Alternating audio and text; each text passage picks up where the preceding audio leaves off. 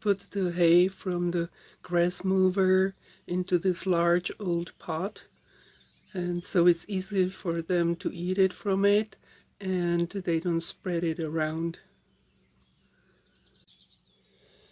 Because we have 4 to 5 adult animals, Ouessant mini sheeps, we have to buy one commercial bale of hay, which I put over here.